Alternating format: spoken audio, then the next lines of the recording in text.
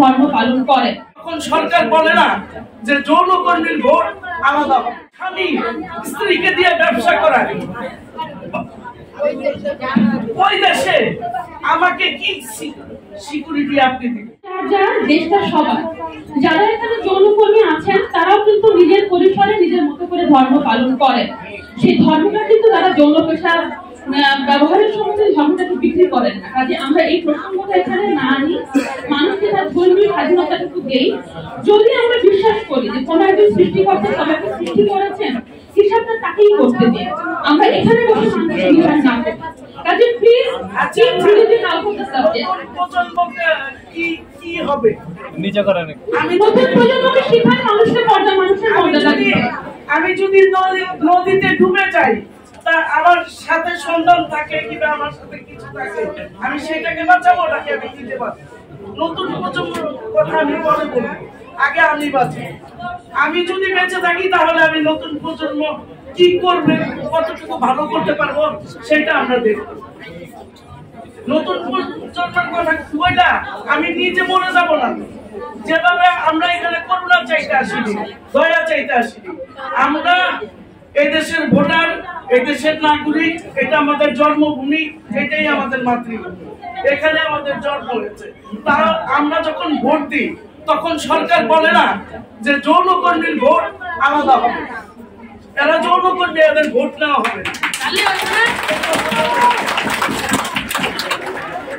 আমি যখন ভোট দিই এদেশের নাগরিক, তাহলে আমার জন্মকালীন আমি যখন জন্ম হয়েছি, আমি যখন জন্ম হয়েছি তখন 5টা মৌলিক অধিকার নিয়ে জন্মাইছি, তাহলে আমি কেন অধিকার পাবো? আপনারা বলছেন বিকল্প কাজের কথা, বিকল্প কাজ, হ্যাঁ অনেক কর্মী আছে বিকল্প কাজ করতে পারে। যেই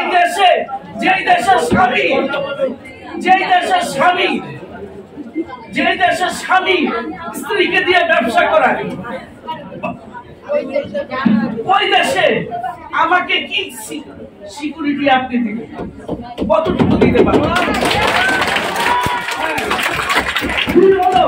আমাকে বিকল্প আয়ের জন্য আপনি কোথাও অফিস আদালতে দিবেন, কাজে দিবেন, আমার যৌনকর্মী ধরবেন। বিয়ে করে স্বামী যদি ইয়ে করে বিক্রি করে দেয়, গ্রাম থেকে কাজের কোথায় ওইটা আগে গার্মেন্টসে চাকরি করে সেখানে নির্যাতিত হয়, বাসায় কাজ করে সেখানে নির্যাতিত হয়, ওই অমুকে শোনায় মেয়েদের আগে দেখে তার দেহটা। যে কোনো পুরুষ এটা নাক টেনে বলতে পারবে না, আগে দেহটা দেখে। 10টা টাকা যদি আপনার কাছে চাই তাহলে আপনি কি দিবেন? আমাকে দিবেন না, কেন দিবেন? দিবেন আগে আমার দেহটা বুক করবেন, তারপর আমাকে টাকা দিবেন। তাহলে আপনি কিভাবে আমাকে নিরাপত্তা দিবেন? কিভাবে নিরাপত্তা দিবেন? তো আপনাদের কাছে আমাদের আমরা অনুরোধ করছি, রিকোয়েস্ট করছি, ভাই সন্তান হিসাবে আমরা আমাদের মেয়েদের যে ধরনের অত্যাচার নির্যাতন হচ্ছে তাদের জন্য আপনাদের এক কলম লিখে দিলে অন্তত পক্ষে কিছুটা হয়তো আমরা নির্যাতন কম হবে, এই জিনিসটাই আপনাদের কাছে